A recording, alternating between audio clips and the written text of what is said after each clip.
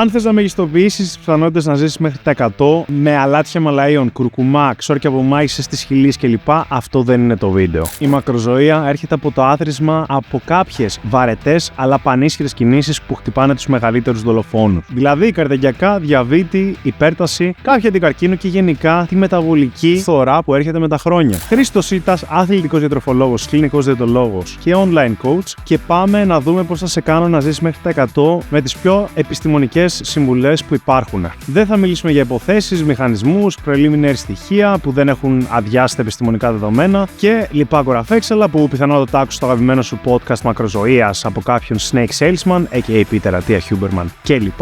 Και πάμε! Πρώτο πράγμα, το σωματικό σου βάρος και το σπλαχνικό λίπος. Σε πολύ μεγάλες αναλύσεις, δείκτες κεντρικής παχυσαρκίας σχετίζονται με υψηλότερη θνησιμότητα. Δεν σου λέω ότι πρέπει να είσαι στεγνός όλο τον χρόνο, αλλά το σπλαχνικό λίπος είναι ο τύπος του λίπους που σχετίζεται πιο στενά με ινσουλινοαντίσταση, δυσλιπιδεμία, φλεγμονή και καρδιακιακό ρίσκο. Και αυτό επειδή το σπλαχνικό λίπος είναι πολύ πιο ενεργό μεταβολικά και μπορεί να επηρεάζει αρνητικά πολύ πιο εύκολα τα όργανα που βρίσκονται γύρω από αυτό. Άρα, πρακτικά το να κρατάς τη μέση σου σε λογικά χαμηλά πλαίσια, ειδικά όσο μεγαλώνει σε ηλικία, είναι από τα πιο καλά πράγματα και πιο σοφά πράγματα που μπορείς να κάνεις. Θες λοιπόν περίπου ο λόγος της περιφέρειας μέσης σε σχέση με το ύψος σου, το waist to height ratio δηλαδή, να είναι κάτω του 0,5. Αν δεν έχεις αυτό το ratio, τότε φίλε ή φίλοι μου θα πρέπει να κοιτάξεις να το φτάσεις και να το διατηρήσεις μέσω κάποιας δίαιτας και σωστής διατροφής. Το επόμενο πιο μεγάλο longevity cheat code είναι οι φυτικές ίνες. Οι φυτικές ίνες δεν είναι απλά για το έντερο, είναι γιατί ρίχνουν την LDL, βελτιώνουν το γλυκαιμικό έλεγχο, αυξάνουν τον κορεσμό, τρέφουν το εντερικό σου μικροβίωμα και σε βάθος χρόνου αυτά μεταφράζονται σε χαμηλότερο ρίσκο θνησιμότητας. Άλλωστε, μετανάλυση προοπτικών μελετών έδειξε ότι κάθε 10 γραμμάρια επιπλέον φυτικών ινών μέσα στη μέρα συσχετίστηκε με περίπου 10% χαμηλότερο κίνδυνο θανάτου. Πρακτικά αυτό σημαίνει ότι αν είσαι στα 10 με 15 γραμμάρια την ημέρα, το οποίο είναι το πιο συχνό, αν ανέβεις για αρχή στα 25 και μετά στα 35 γραμμάρια, μιλάμε για μια μεγάλη μείωση στο ρίσκο θνησιμότητάς σου. Πώς θα το πετύχεις αυτό? Σε ακούω να ρωτάς ή ακούω φωνές? Δεν ξέρω, ένα από τα δύο. Αυτό γίνεται με τουλάχιστον 2 φρούτα και 300 με 500 γραμμάρια λαχανικά καθημερινά, συν όσπρια μερικές φορές την εβδομάδα, καθώς και όταν επιλέγεις υδατάνθρακες ολικής, ακόμα επιπλέον βρώμη, μούσλι και chia seeds είναι κάποιες πηγές που προσφέρουν υψηλές φυτικές ίνες. Αυτά από μόνα τους θα σε βοηθήσουν πάρα πολύ. Απλά πρέπει να τα τρως σταθερά και σχεδόν κάθε μέρα. Τώρα πάμε σε κάτι που λίγο φοβερίζει τον κόσμο, και αυτό είναι τα επεξεργασμένα τρόφιμα. Ο επιστημονικός όρος που χρησιμοποιείται για αυτά τα τρόφιμα και το πώς τα ορίζουμε είναι η ταξινόμηση Nova. Εκεί, ultra processed foods είναι κυρίως τα Nova Group 4, δηλαδή βιομηχανικής παραγωγής φαγητά και τρόφιμα που συνήθως φτιάχνονται από ουσίες που έχουν εξαχθεί από άλλα τρόφιμα, όπως άμυλα, πρωτεϊνικά, isolates, υδρογονωμένα λίπη κλπ. Ανασυντίθενται και συχνά έχουν και άλλα πρόσθετα όπως αρώματα, χρώματα, γαλακτοκομματοποιητές, ενισχυτικά, γεύσεις, ώστε να είναι υπερέγευστα και να διατηρούνται για καιρό στο ράφι. Αυτός είναι ο ορισμός που τουλάχιστον προτείνει ο Monteiro μαζί με συνεργάτες σε ένα paper. Τώρα, τι παίζει ερευνητικά με τα επεξεργασμένα? Σε ένα πρόσφατο dose response μετα-ανάλυσης προοπτικών μελετών, το υψηλότερο επίπεδο κατανάλωσης ultra-processed, δηλαδή υπερεπεξεργασμένων τροφών, συσχετίστηκε με περίπου 15% υψηλότερο κίνδυνο θανάτου σε σχέση με τη χαμηλότερη κατανάλωση. Κάθε περίπου 10% αύξηση στο ποσοστό των ultra-processed foods στη διατροφή συσχετίστηκε με περίπου 10% υψηλότερο κίνδυνο θνησιμότητας. Υπάρχουν όμως δύο ειδών υπερεπεξεργασμένα τρόφιμα. Υπάρχουν πολλά τρόφιμα που θεωρούνται υπερεπεξεργασμένα, ωστόσο δεν είναι κακά για την υγεία. Επί παραδείγματι, μιμητικά κρέατος, όπως τα vegan προϊόντα, δεν φαίνεται να επηρεάζουν την καρδιομεταβολική υγεία, αλλά αντίθετα να τη βελτιώνουν ελαφρώς σε σχέση με το κόκκινο κρέας. Αυτή τη στιγμή, με βάση τα επιστημονικά δεδομένα που έχουμε, που είναι δυστυχώς μόνο παρατηρησιακά και δεν έχουμε κλινικές δοκιμές σε ανθρώπους, και μάλιστα αυτές τις επιδημιολογικές παρατηρησιακές μελέτες που έχουμε, όταν δεν κατηγοριοποιούν τα επεξεργασμένα τρόφιμα και όταν κοιτάνε και ομαδοποιούν, φαίνονται συνήθως αυτή η αύξηση υπερεπεξεργασμένα τρόφιμα που συνδέεται με παραπάνω θνησιμότητα να οφείλεται κυρίως στα επεξεργασμένα κρέατα, στα υπερεπεξεργασμένα snack και στα sugar sweetened beverages, δηλαδή σε διάφορα υγρά, σε διάφορους χυμούς π.χ. που περιέχουν εξτρά προσθήκη ζάχαρης. Τέλος, δεν έχουμε πολλές καλά σχεδιασμένες κλινικές δοκιμές που να τρέχουν για πολύ καιρό και να εξετάζουν την επίδραση της υγείας διαφόρων επεξεργασμένων τροφίμων στην υγεία. Οπότε προς το παρόν πρέπει να είμαστε λίγο προσεκτικοί. Αν έπρεπε να δώσω ένα γενικό κανόνα, θέλουμε γύρω στο 80% 20% της συνολικής ημερήσιας ενεργειακής μας πρόσληψης να προέρχεται από ανεπεξεργαστές τροφές. Και το υπόλοιπο 20% μπορεί να προέρχεται από επεξεργασμένες τροφές που είτε ωφελούν την υγεία είτε σε μικρότερο ποσοστό μετά απλά τις καταναλώνουμε επειδή μας αρέσουν. Άρα ισχύει και εδώ πέρα το παν μέτρον άριστο. Πάμε τώρα στα λιπαρά και συγκεκριμένα στα τρανς. Τα τρανς λιπαρά είναι χημικά επεξεργασμένα και ακόριστα λιπαρά που έχουν τουλάχιστον ένα διπλό δεσμό που λέγεται στη χημεία τρανς και κυρίως στη διατροφή τα βρίσκουμε είτε σαν industrial trans, δηλαδή από τη βιομηχανία τροφίμων σε επεξεργασμένη μορφή, π.χ. μέσω μερικής υδρογόνωσης διαφόρων φυτικών ελαίων, είτε σαν ruminant trans, σε μικρές ποσότητες δηλαδή σε γαλακτοκομικά και κρέας μυρικαστικών, όπως π.χ. το CLA. Το μεγάλο πρόβλημα εδώ είναι τα industrial trans. Τουλάχιστον παλιότερα βρισκόντουσαν σε μαργαρίνες, βιομηχανικά αρτοσκευάσματα, μπισκότα, donuts, τηγανιτά fast foods κλπ. Σε πολλές χώρες όμως έχουν πέσει δραστικά λόγω νομοθεσίας, επειδή επιδρούν αρνητικά στην υγεία και κυρίως τα πετυχαίνει σε κάποια φτηνά βιομηχανικά γλυκά, σφολιατοειδή και τηγανιτά τρόφιμα. Τώρα, σε επιστημονική ανασκόπηση που συνοψίζει μετα-ανάλυση προοπτικών δεδομένων, κάθε 2% αύξηση της ενεργειακής πρόληψης από τρανς, δηλαδή περίπου 40 θερμίδες σε μία δίαιτα 2.000 θερμίδων, που αντιστοιχεί σε 4 με 5 γραμμάρια τρανς, συσχετίστηκε με περίπου 24 με 32% υψηλότερο ρίσκο εμφράγματος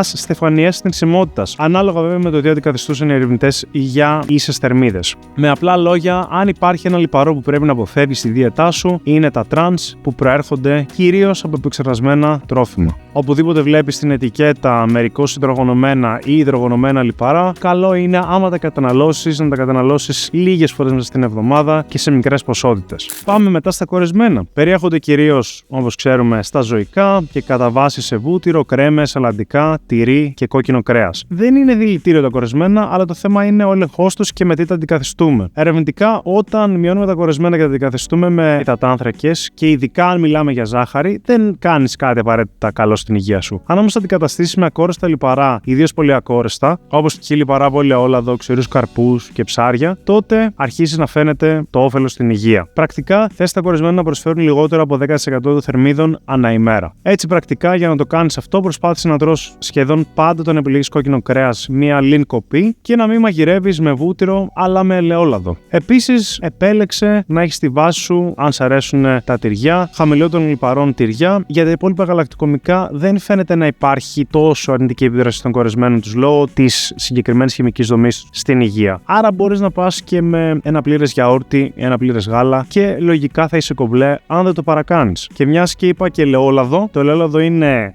top και υπάρχουν και dose response δεδομένα, όπου σε μια μετανάλυση για κάθε 5 γραμμάρια εξτρά κατανάλωση ελαιολάδου την ημέρα συσχετίστηκε με περίπου 4% χαμηλότερο κίνδυνο θνησιμότητας. Έχουμε γραμμική σχέση δηλαδή, άρα όταν η γιαγιά και η μάνα τσιμπάνε το ελαιόλαδο στην κατσαρόλα, να ξέρεις δεν το κάνουν για τη γεύση, το κάνουν για το καλό σου. Πάμε έπειτα στο κρέας, γιατί εδώ υπάρχει αρκετή σύγχυση. Γενικά, το κόκκινο κρέας έχει δαιμονοποιηθεί, η αλήθεια είναι. Έχω πει στο προηγούμενο βίντεο ότι υπάρχουν guidelines για το κόκκινο κρέας αυτό καθ' αυτό, οι οποίες μας προτείνουν, αν θέλουμε να είμαστε 100% ασφαλείς, κυρίως για να μην διατρέξουμε εξτρά κίνδυνο για καρκίνο του παχαίου σεντέρου, να περιορίσουμε την κατανάλωση κόκκινου κρέατος κυρίως στα 700 γραμμάρια ομού κόκκινου κρέατος μέσα στην εβδομάδα. Εννοείται, θέλουμε να είναι κατά βάση άλιπο, όπως είπα και πριν, για να μην παίρνουμε και αρκετά κορεσμένα λιπαρά, τα οποία αυξάνουν τον κίνδυνο για καρδιακιακά. Πέρα από αυτό τώρα, αυτό που θέλουμε να περιορίσουμε στο μέγιστο στη διατροφή μας είναι το επεξεργασμένο κόκκινο κρέας, το οποίο είναι σταθερά ο πιο προβληματικός παίκτης. Το επεξεργασμένο κρέας είναι τα αλαντικά, το μπέικον, τα λουκάνικα κλπ. Για παράδειγμα, σε μια μετανάλυση προοπτικών κοχόρτιων μελετών, το επεξεργασμένο κρέας σε υψηλή κατανάλωση versus χαμηλή συσχετίστηκε με περίπου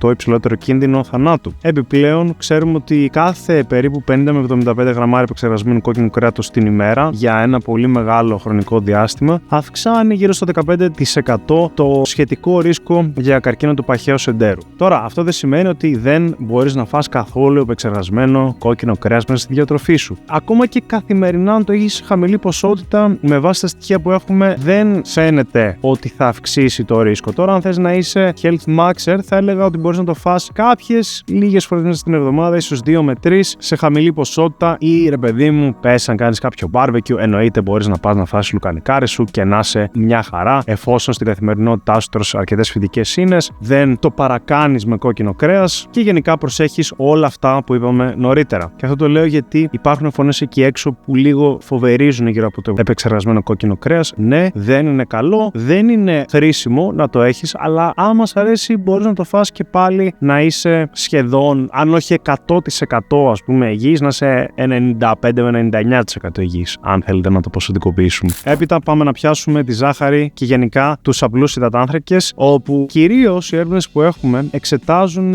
την πρόσληψη ζάχαρης μέσα από υγρά ροφήματα και φαίνεται αυτά να συνδέονται σταθερά με αυξημένο ρίσκο για πάρα πολλές ασθένειες, κυρίως λόγω του ότι όχι μόνο αυξάνουν το ζάχαρο στο αίμα, αλλά προκαλούν και χαμηλότερο κορεσμό και άρα μπορεί είτε αυτές τις τροφές να τις υπερκαταναλώσεις ή γενικά να υπερκαταναλώσεις άλλες τροφές. Έτσι η ζάχαρη δεν προκαλεί προβλήματα μόνο αυτή καθ' αυτή ως έχει, αλλά συνοδεύεται και από μια πιο φτωχή κατά βάση δίαιτα, η οποία βασίζεται σε περισσότερα επεξεργασμένα, με αποτέλεσμα όλα αυτά να συνδράμουν στα στοιχεία που έχουμε μέχρι στιγμής. Π.χ. σε συστηματική ανασκόπηση και μετανάλυση προοπτικών κοχόρτων μελετών, μία επιπλέον μερίδα sugar sweetened beverages, δηλαδή ένα ρόφημα γύρω στα 355 ml, σχετίστηκε με περίπου 8% υψηλότερο κίνδυνο θανάτου. Άρα θέλουμε να κόψουμε, να περιορίσουμε δραστικά τα αναψυκτικά με ζάχαρη και χυμούς με ζάχαρη. Αυτό από μόνο του θα είναι τεράστιο, αλλά έπειτα εννοείται θέλουμε να πάμε προς μη επεξεργασμένους υδατάνθρακες, προς υδατάνθρακες που είναι ολικής άλεσης, όπως για παράδειγμα αντί για μακαρόνια, να πάμε για μακαρόνια ολικής. Αντί για ψωμί απλό, να πάμε για ψωμί ολικής, αντιστοίχως σε δημητριακά κλπ.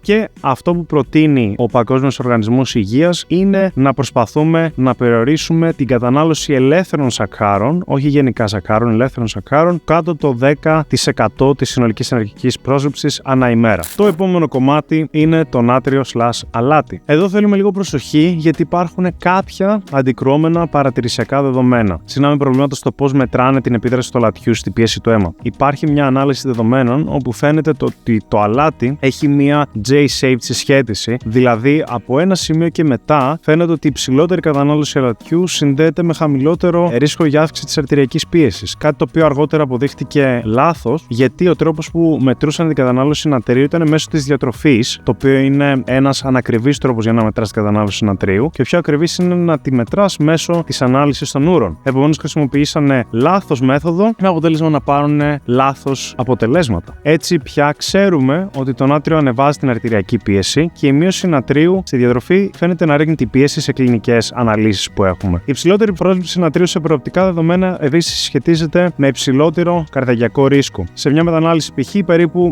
6% υψηλότερος κίνδυνος παρατηρήθηκε σε καρδιακικά ανά αύξηση της πρόσληψης του νατρίου κατά 1 γραμμάριο ανά ημέρα. Τώρα, δεν σου λέω φάε τα πάντα ανάλατα, λες και τρως γεύματα μέσα στο γεννηματά και βάλε μαζί και το ζελεδάκι το κλασικό για να νιώσεις full ασθενής. Δεν είπα αυτό, αλλά για εσένα, φίλε ή φίλοι που με ακούς, το σωστό μήνυμα δεν είναι να μην τρως καθόλου αλάτι, είναι να κόψεις το νάτριο που προέρχεται από υπερεπεξεργασμένα τρόφιμα, άρα να μην τρως αρκετά επεξεργασμένα τρόφιμα που εκεί κρύβεται το περισσότερο αλάτι και αυτή είναι η κύρια πηγή πρόσληψης στη διατροφή μας. Προσοχή, υπάρχει και πάρα πολύ αλάτι και στα γλυκά και υπερεπεξεργασμένα γλυκά σνακ. Τσέκαρε τη διατροφική ετικέτα για να δεις αν είναι υψηλά σε νάτριο και γενικά μετά στην καθημερινή σου διατροφή, εφόσον τρως, όπως είπαμε και πριν, κατά ένα μεγάλο ποσοστό ανεπεξέργαστα τρόφιμα, πρόσθεσε το αλατάκι σου σε έναν φυσιολογικό βαθμό. Επίσης, όταν για παράδειγμα έρχεται το καλοκαίρι και υδρώνεις πάρα πολύ, έχεις πολύ μεγάλες προπονήσεις σε πολύ ζεστά κλίματα, μπορείς εκεί να αυξήσεις λίγο την πρόσληψη αλατιού κατά ένα κλικ. Προχωράμε τώρα στα γαλακτοκομικά και στην κατανάλωση ψαριών. Για τα γαλακτοκομικά, τα δεδομένα δείχνουν συχνά ουδέτερη έως ελαφρώς ευνοϊκή εικόνα για κίνδυνο καρδιακών και θνησιμότητα σε μεταναλύσεις που έχουμε διαθέσιμες. Ενώ συγκεκριμένα τα ζυμωμένα γαλακτοκομικά, π.χ. γιαούρτι, κεφίρ ή τυρί, πολλές φορές φαίνονται καλύτερα σε σύγκριση με το γάλα. Όχι ότι το γάλα είναι κακό βέβαια. Άρα, για ένα γυμναστηριακό άτομο, γιαούρτι και κεφίρ είναι ένα top εργαλείο που μπορείς να το έχεις καθημερινά στη διατροφή και θες τουλάχιστον 2 μερίδες γαλακτοκομικών την ημέρα, όπου μία μερίδα αντιστοιχεί σε περίπου 150 γραμμάρια γιαουρτιού ή γύρω στα 200 γραμμάρια ενός ποτήρι γάλακτος. Για τα ψάρια, 1 με 2 φορές την εβδομάδα είναι ένας πολύ καλός και ρεαλιστικός στόχος σε επίπεδο καρδιακών με βάση τα πιο ισχυρά δεδομένα που διαθέτουμε. Δεν σημαίνει ότι αν δεν τρως ψάρι τελείωσες, αλλά σαν τρόφιμο φαίνεται να έχει κάποια καρδιοπροστατευτική δράση.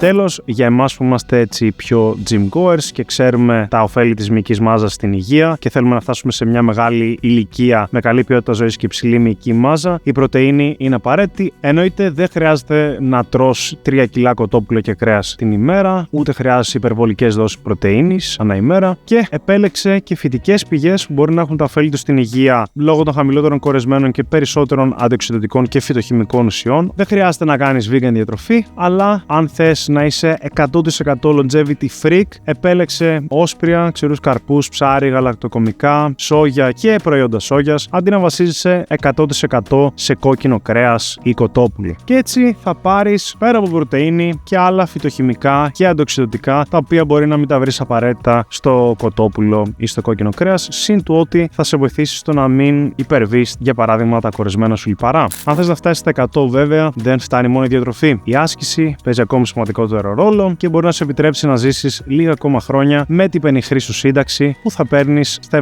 75 σου. Ναι, εκεί φαίνεται ότι θα φτάσεις στο όριο συνταξιοδότησης, όπως το πάνε, και την άσκηση όμως, αλλά και άλλους παράγοντες της ζωής σου και της καθημερινότητάς σου που επηρεάζουν την υγεία σου, θα τους εξετάσουμε σε επόμενα βίντεο. Μείνε συντονισμένος, κάνε subscribe, κάνε σχόλιο για να πιέσουμε τον αλγόριθμο και το βίντεο σε όσους περισσότερους γίνεται και να κάνουμε όλη την Ελλάδα μια Ικαρία. Αυτά από εμένα. Τσέκαρε τις υπηρεσίες μου στο αγωγικοπαράθυρο.gr και σύντομα στο chrissitas.com. Με έχει πεθάνει το ότι έχω πει το christositas.com, chrissitas.gr και εν τέλει το site θα είναι chrissitas.com. Anyway, θα έχει σκάσει ή σύντομα θα σκάει, δεν ξέρω, εφόσον μου το έχουν ετοιμάσει. Τα λέμε από εκεί, κάνε την αίτηση σύντομα με περισσότερους coach, καθώς εγώ έχω καρατιγκάρει μάγκες. Αυτά, τα λέμε την επόμενη φορά. Peace!